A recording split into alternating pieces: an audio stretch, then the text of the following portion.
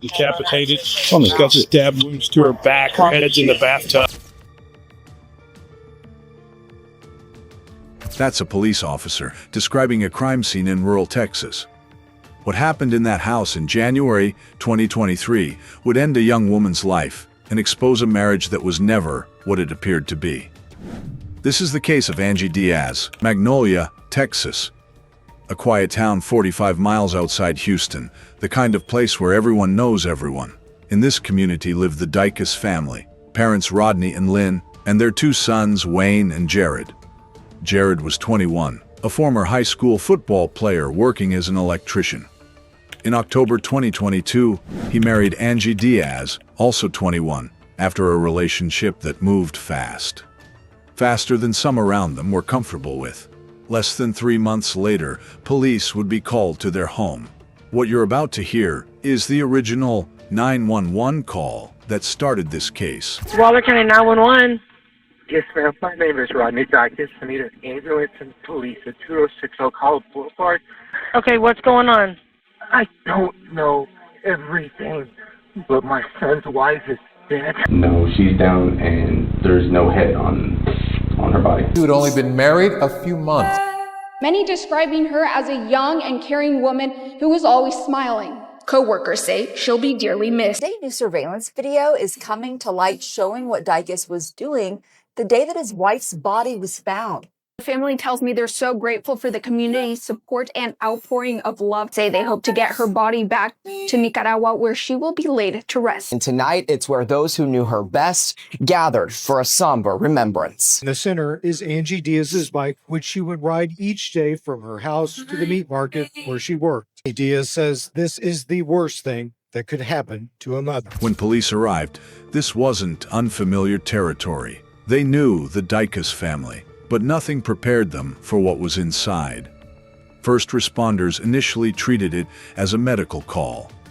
That assumption didn't last long. I could see into the house, the front door was open. There looked to be like a towel on the floor and pink socks from what I could originally see. As I began to step up the steps, I could see underneath the towel there looked like blood. Because we had no information, didn't know what had happened. Had she committed suicide with a shotgun? What we were walking into. There was a desk immediately to the right of me when I walked in the door. Looked like it had a computer on it, and as I looked around the desk, I could see her feet. Stepped in further, and I could see the rest of the body, and then I realized the patient did not have a head. Just decapitated. She's got stab wounds to her back. Her head's in the bathtub. To understand this case, you have to understand who Angie Diaz was. Born in Nicaragua in 2001, she was raised largely by her aunt, while her mother worked abroad to support the family. Angie studied accounting and later crossed into the U.S. as an undocumented immigrant to be closer to her mother and build a better life. She worked at a meat market in Waller County, the same place she'd eventually meet Jared. I arrived. Well, we came back from Costa Rica. We return every few months to see our children. We work, and then we go back again.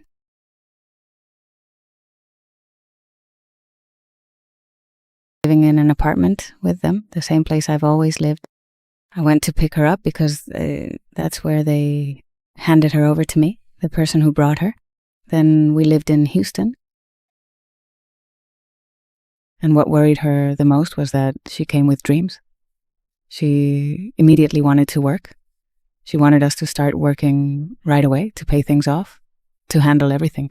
But I told her to have patience and to take her time. I was working, and I told her that God would provide work, that things would come in time, but we only had one car, and that made things difficult. Before Jared, Angie had been engaged to another man, a relationship that ended when he grew distant. Not long after, she met Jared at work. Friends and family say the relationship moved unusually fast, and some believe her immigration status was part of the reason. Angie insisted the marriage was genuine. Her family wasn't so sure. Does she know what happened with that? What can she tell us with that relationship? He says, can you let me know? Can you tell me? What is the relationship like? Well, what she told me was that, yes, everything was fine, but in the end, she was going to marry her former boyfriend. She said Everything was good, and she was gonna get married to the ex, you know?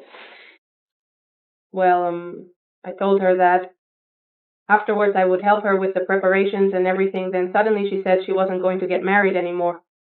And suddenly we understand what happened because she is no longer going to comply. She said that she told her and that she was gonna help her out with the decoration and so forth and this and that to help her out.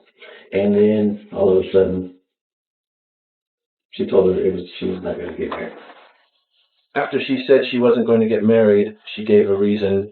Yes, she told me, and I asked her, but why? If she was so happy that she was going to get married, and she told me no, that the boyfriend had changed, he had become very distant, he wasn't paying attention to her, and well, I advised her a lot because I'm a bit older than her. So I advised her and told her that if she didn't feel good with him, it would be better to end the relationship. Because why would she marry him if they no longer understood each other? When did you meet Jared? I don't know exactly when, but, well, I mean, I don't know the exact day, but I know they had already been talking for months. She don't know exactly when, but He would bring her roses and little gifts. Since we didn't see each other very often, whenever we did, we'd catch up on everything. She'd tell me about her job, and I'd tell her about mine. She would always say he was really sweet to her. She even showed me once when he brought her roses to work. And I thought, oh, how sweet. Everything seemed so perfect in the beginning. she said everything at the beginning was real nice. She showed her a picture where he had bought flowers. And that's when Angie told her that she was going to get married. Did you tell her about getting married to Jared? La pregunta es, Angie le dijo que se iba a casar. Never. What time of year was it? Maybe a month or two after they started dating? No. Actually, they had probably been together for more than 6 months as a couple. Then she had an accident, and they wanted to deport her. I imagine they rushed their wedding. I told her that it would be better for them to take their time, to really get to know each other, because rushing into something like that wasn't right. I advised her to set boundaries with him, to make sure he respected her, and not to take things lightly. I had seen many similar cases with other friends when I lived there, women who ended up suffering abuse and mistreatment. That's why I gave her advice, because I wanted the best for her. She's saying she had an accident, and she believes that they were trying to deport her, and that was one of the reasons why they got married quickly. One thing I clarified with her is that you doing it for feeling or for documents, okay? I'm being straight up with both of you. Mm-hmm. And I told her, because I don't want you to get married because of documents or just to legalize yourself. Because that's not gonna be any good for you. It's not gonna work. Mm-hmm. Do it because there are feelings, because you love him and he loves you back. No, we're doing good for feelings. I love him a lot, and he loves me. After the wedding, people close to Angie noticed a change. She became withdrawn at work. Then, the day before her death, a coworker noticed a bruise on her shoulder. Angie confided that she and Jared had been arguing, and that she was planning to leave him. There were little things that maybe at the time I didn't really notice. But looking back now, analyzing everything and talking with my husband that day, I started to see them. After she got married? Yes. I asked. They told me, look, talk to Angie. And then Tuesday. When I got there on Tuesday, I asked, what happened with Angie? But at first I thought they were going to bring up some kind of work-related issue. Then they told me, no. She said that her brother had told her, you need to talk to Angie. And she was thinking that she might have got a complaint from her. Angie doesn't look well. Something's wrong with her. She came in on Tuesday, sometime between 1 and 1:30. Angie didn't look right, didn't seem right. She went and spoke and hung out with Angie, and they spoke. Okay. That's what she noticed, the bruising. So I took the opportunity to stay with her for a while and asked, hey, what's wrong? What happened to you? There was another coworker in the kitchen, Erica. And that's when she told us she was going to separate from him. She told her and Erica that she was going to separate. She told both of us that she was leaving him and that she would never get married again. I asked her, was it really that bad? Has it been that terrible for you? Why? That's when I got closer, lifted her shirt a little, and told her, you can't let this keep happening. That's when she got close and the floating to the side. Things that same day, but after that, I went home and we didn't talk again.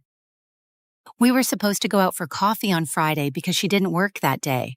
She had the afternoon off. She told me she wanted to talk to me because at work, at the register, she couldn't say much. There were always people around.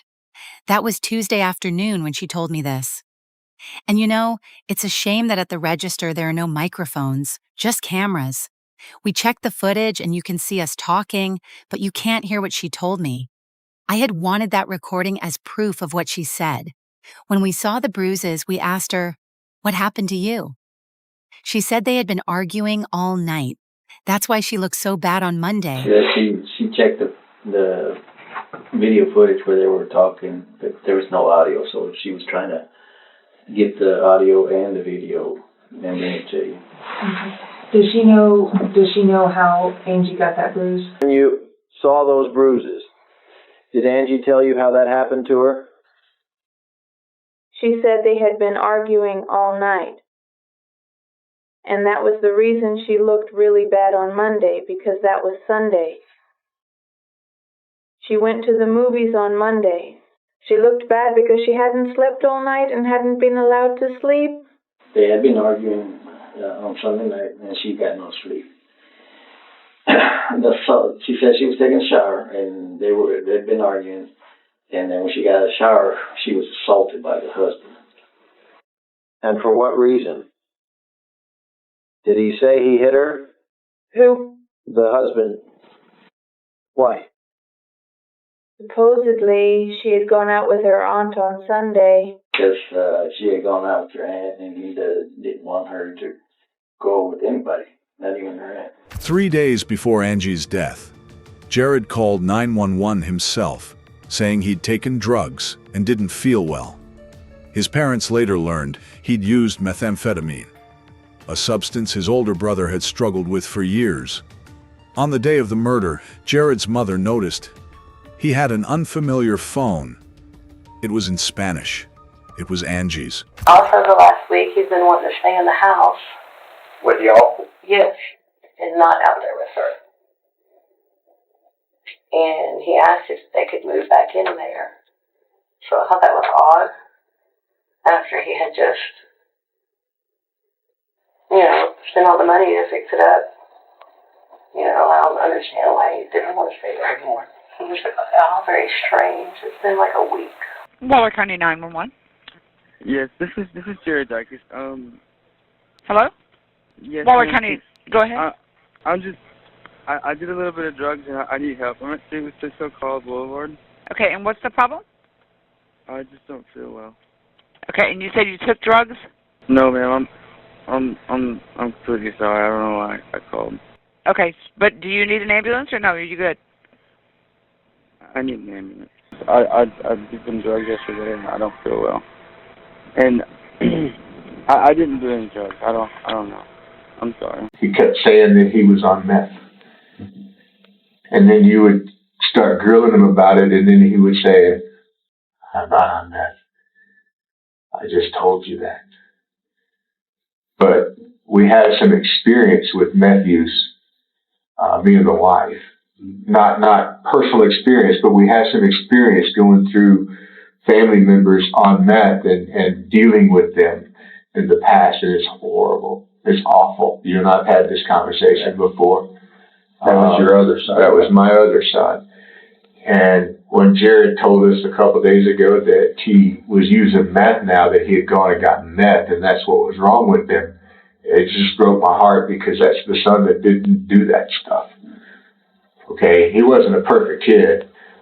He had some problems with alcohol. Not problems with alcohol, but when he would go out with his friends or something, that was a problem because he would drink too much. Right.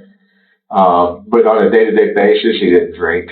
I mean, when he had to work, he didn't mess around. It wasn't. But when he was off, the party was on. It was okay to party. And we noticed that he had a phone that didn't look right.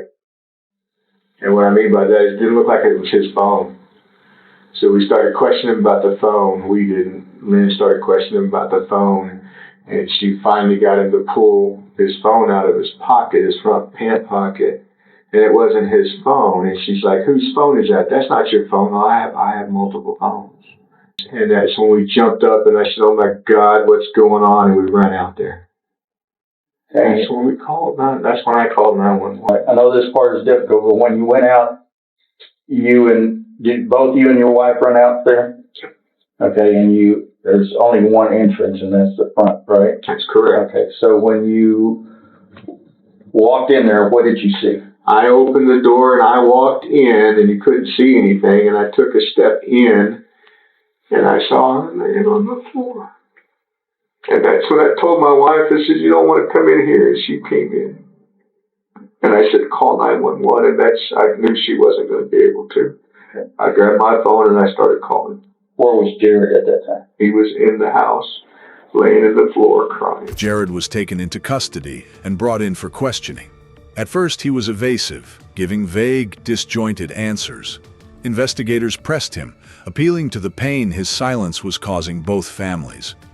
Slowly, his composure began to break down. So, it's my understanding you were just in the hospital, is that right? Yes, and after that I started feeling weird. What were you in the hospital for? Okay. Because of our substance. What was it? Meth, you said? Mm-hmm. Okay. Is that something you use a lot, or just dabble, or? Okay. Sorry. Until recently? Mm-hmm. Okay.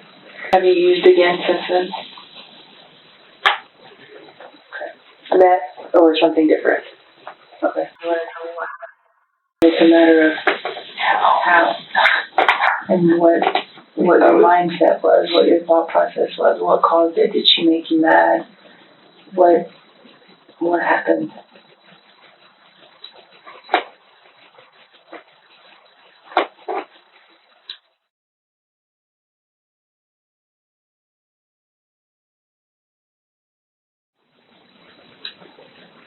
Did you love her?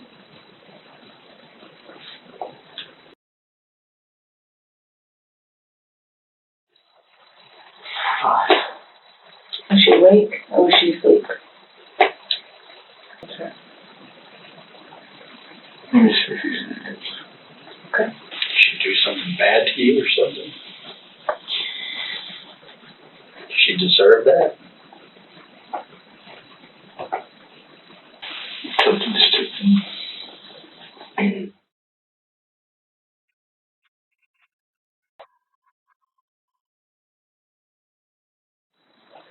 You can stonewall us if you want to. There's a lot of people that are brokenhearted tonight. Your family, her family, and it's not going away. And you caused that. And the only way to give anybody closure and ease some of the pain is to take accountability. I did drugs and I was up for like 2 weeks. I just forgot who I lived in the city who was. Jesus Christ.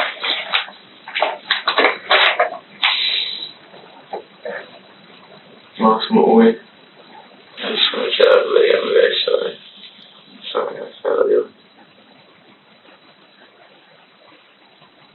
Help us understand. Tell us why you're sorry. Tell us what occurred for this tragic ending to happen. What happened? What was going on? Just drugs, man. You gotta stay away from drugs. Well, I understand that. So you did it, and tell us what happened after you did it. Drugs just make you go crazy. It makes you really sorry.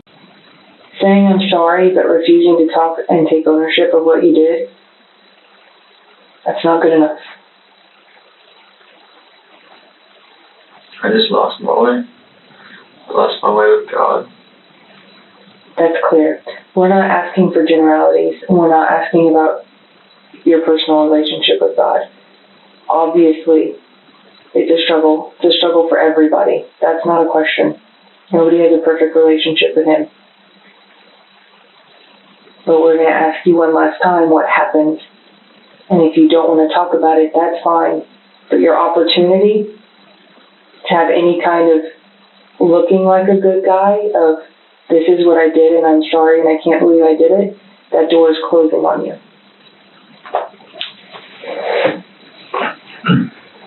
Look, I didn't do it. You can't even keep a straight face, buddy. What follows is the moment Jared began to admit what he'd done. What did it force you to do to her? What did it force you to do to your wife? It forced me. To what? To kill her. Why? What did it tell you to do to her?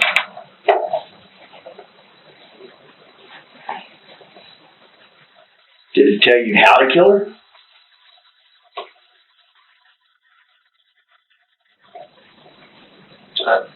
Yes. So how did you kill her? Tell us how you killed her. I don't know because it wasn't Jared. It wasn't Jared. What did you do? What you saw. What did I see? Tell me what I saw.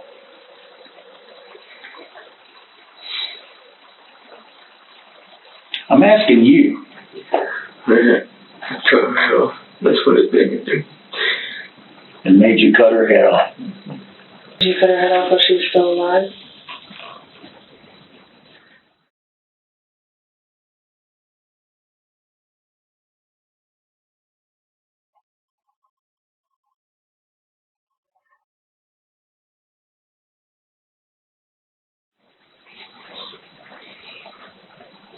There were other stab wounds on her body. Did you do that after you cut her head off? Or before? Oh. Before or afterwards, you said?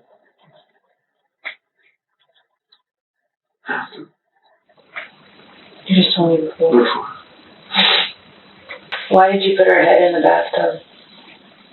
You told me. Her hair was wet. How come? Did you turn the shower on? Yes. To wash yourself or to wash her hair or what? To wash. Did you have plans on hurting your mom or your dad when you went over to their house? There were no voices that told you to hurt them? There's voices that tell me to shoot myself. To shoot yourself? Why didn't you? Where was the gun? You weren't gonna hurt your parents. So you could control that. You could control not hurting them. Oh my God, please hurry. There's something wrong with my son. Oh my God, I told him in the hospital to keep him. Oh my God, I told him that. I told him that 2 days ago to keep him. Jared Dicus pleaded guilty to the murder of Angie Diaz. In August 2024, he was sentenced to 40 years in prison and waived his right to appeal. A court-ordered evaluation found him mentally competent to stand trial, despite his claims of a drug-induced breakdown.